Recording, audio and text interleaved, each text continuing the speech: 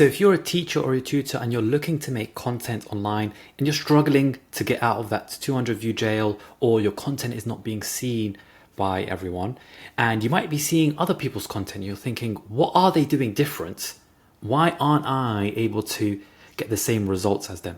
So now I wanted to show you the exact framework they are most likely using. And if you use this framework, this PIVPO framework, you'll be able to get that impact that you want, right? So the idea of this video is to show you exactly how to make content, right? We're not going to talk about content in like vague terms. We're going to show you the exact steps, right? Step 1, step 2, step 3, step 4, step 5, so that you can implement it in the next 5 minutes and you can create a post for LinkedIn, for Facebook, for TikTok, for Instagram that gets reach, right? So the first thing we want to do is we want to build trust, authority, and then we want to build demand for you as a tutor.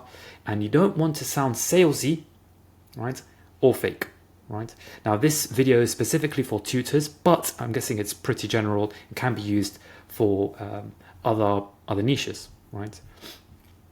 Now, if you don't know who I am, my name is Mohammed El-Baki. I run Tutor Easily. We help tutors start and scale their own tutoring business. I'm not going to do like a pitch or like sell you anything in this video.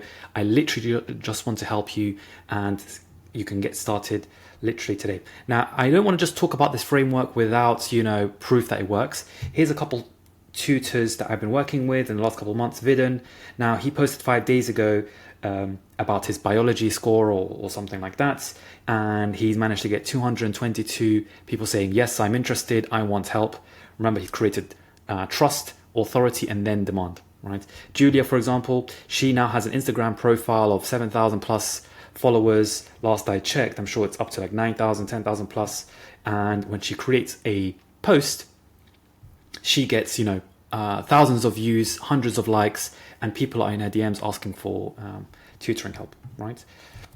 Now, here is the online challenge, right? The offline reality is that you guys get results. You guys are great teachers, great results, and your clients are very happy with your help, right? When they work with you, they're extremely satisfied and your methods work.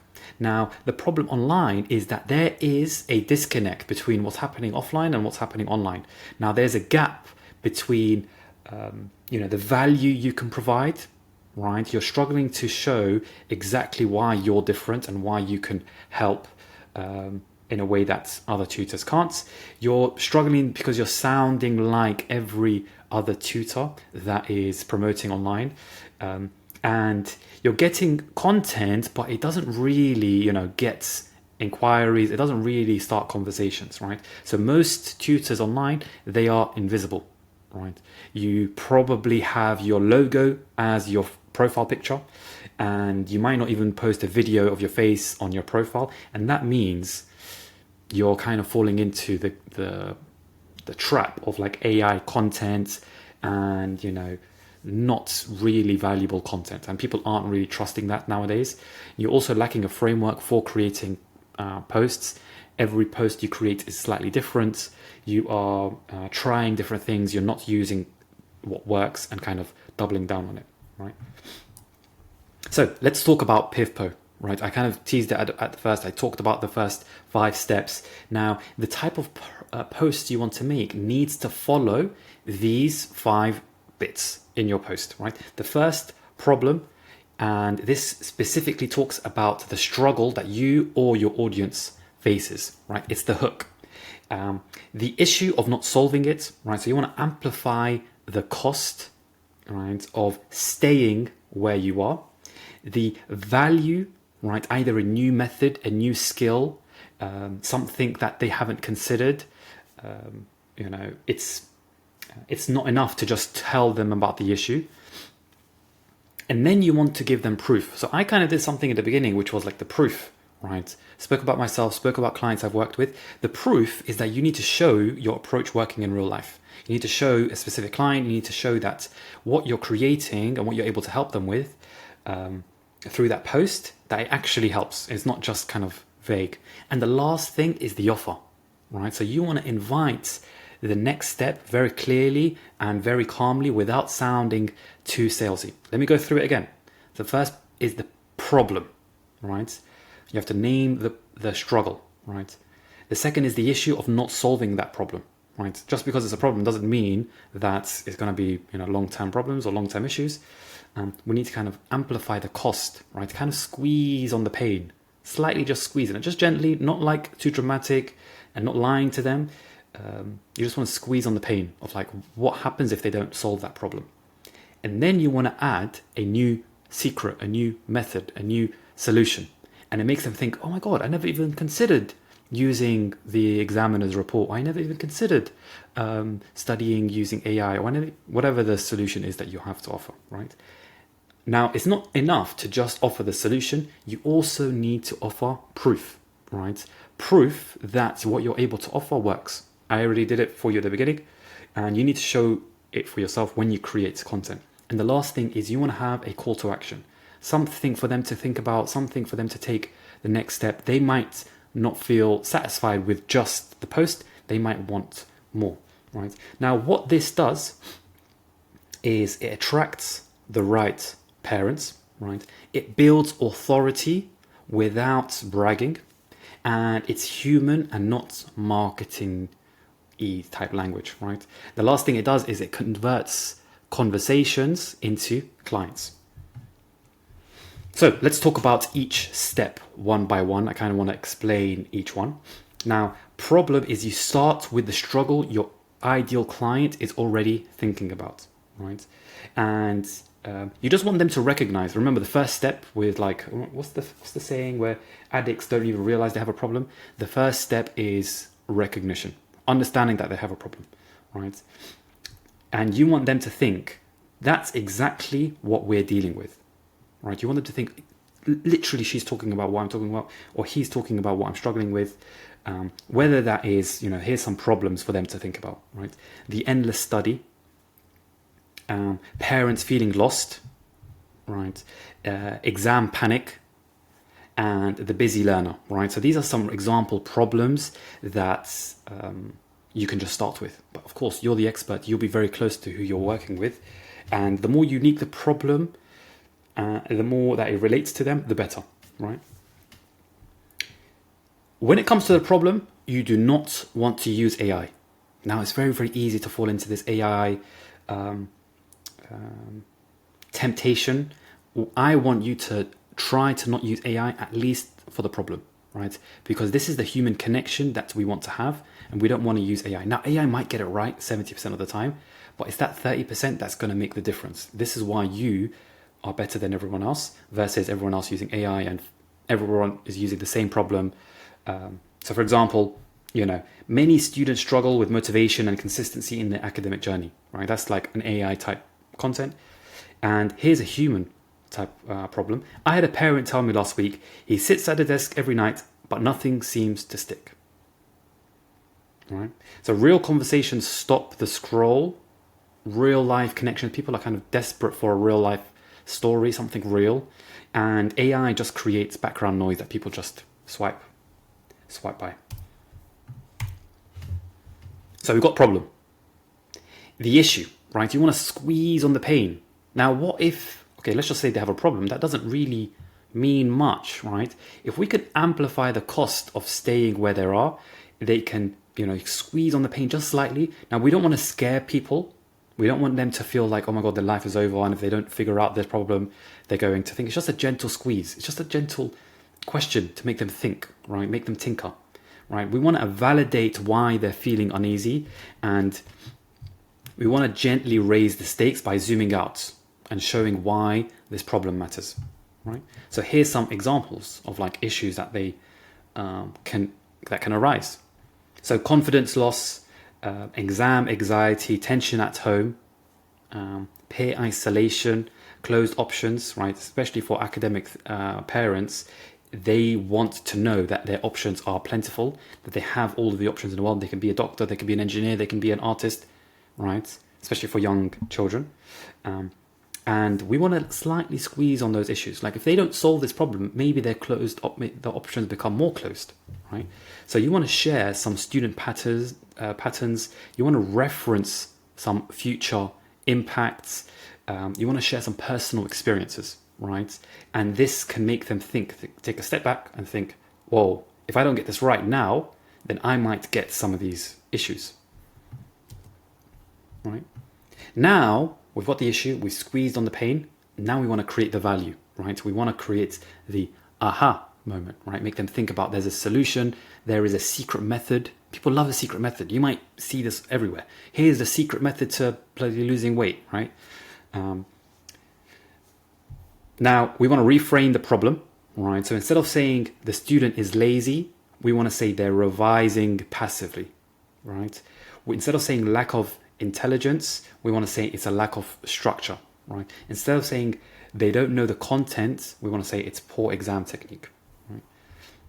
Now, here are some guidance or some secret methods, but you're going to have your own secret methods. You've been a teacher for so long. You've been a tutor for so long. You know your secret methods. Everyone has their acronym. I have PIVPO. You'll have your own special acronyms. It's like common for a teacher to have their own acronym, right? So simple frameworks, step-by-step approach, an acronym, mindset shifts, any proven methods that you can use in your sessions, right? For example, teach them how to think, not just what to do. Now, it's not enough to just say, oh, I've got this valuable solution and you should try this method. But we want to also show that the method that you have is working, right? So you want to show it works in a real world, building interest, and then proof builds trust. So here are some examples, right? So student success stories. So it has to be authentic, has to be real. Before and after transformations. He was at a D, now he's at an A star. He was not confident, now he's confident. He hated math, and now he loves math. Patterns across learners, right? You want to show observations that you've had with your time as an expert. And just mention that you're an expert. Say that you've helped this amount of students. Say that you've been teaching for this many years. Automatically, you have that authority, right? Showing like a behind the scenes moment, like something real, your picture of your desk, a picture of your whiteboard, a picture of you teaching. It just shows that this is real life. It's not just theory, right? It's not just talk. I already showed you in the beginning. This isn't just a video to talk about this cool acronym and this cool method. I've showed you exactly what happens when you implement it, right? So pair proof with a real photo or a behind the scenes moment. Always trying to move away from AI content, try to move away from Canva designs and move towards a real life picture. Now, you've got everything set up. The last thing is the offer, right? Because you're going to get a lot of interest and you're going to get a lot of people trusting you. You don't want it to just die by them because people will swipe away and not care, right? You want to give them an offer that they can't refuse, and either it's a free guide, free call, a free community for them to join and to get more content, right? So for example, comment revision and I'll share my framework, or getting them to engage via the comments. What's the biggest struggle that you're seeing at home, right? DM me for my free exam technique. I have three availability spots. Call me and I'll send you the invitation, right? So PIVPO, right? You want to make sure you stay human. You don't want to use AI too much. Now, in the bulk of it can be AI, but the first 3 sentences can't be AI. That is where you're going to connect with parents. The more real life content you share, the better the human connection that you can have, right? Try to comment on other people's posts. Try to be a real human. Try to engage with people. Make sure that you're leaning towards the trust side instead of creating drama or trying to be viral, right? You don't want to be just known by everyone. You want to be known and trusted by the right people. Again, you don't want to have a million clients that are terrible. You want to have a few clients that are great, right? And then the last thing is you want to have a regular structure, regular commitment to creating content, right? You want to build a library of reusable assets. You want to slightly tweak things and test so you can see which one is doing the best, right? So always think about PIVPO when you're creating content. right? Here's why it works. Now, it's not just a marketing trick, it's exactly how people think, right? It mirrors how people naturally make decisions. The first is they recognize a problem. The next thing they think about is feeling the cost of ignoring it. They see a better way forward, and then they trust the source of info with the proof. And then the last thing is they take a small step towards solving it, right? Now you want to eliminate blank screens as much as possible. You never want to wonder what to post about. As long as you use this framework, it creates a repeatable structure for you to post as much as possible. I know creating content isn't the easiest job in the world. I know being creative is sometimes draining for people, especially if you're not a creative teacher, you're more analytical, or you're more scientific tutor. Being creative is kind of like not natural to you, possibly. But this framework allows you to create content on repeats. So try to use it as much as possible. The last thing is it makes the communication between you and the parent very, very clear, right? It's a storytelling method that parents will recognize, and it can naturally flow through. And the next thing is I want you to start recognizing it in content that you start viewing. I'm sure you're on Instagram, I'm sure you're on Facebook and on YouTube, and you start seeing things. It is they are following something similar to this. Right? Now, if you want more help, I've created a free course on exactly how to start and scale your tutoring business.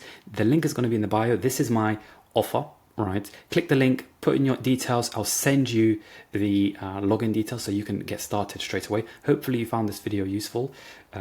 If you want more help, I've also put my email address. Just send me an example post. That way I can give you some feedback, maybe tweak some things for you. Just give me some posts and I'll have a look at it. All right. Really, really excited for you to start implementing this. Maybe you've already implemented it without knowing PIVPO, but yeah, lovely to catch up again. And let me know if you have any questions in the comments and send me an email. See ya.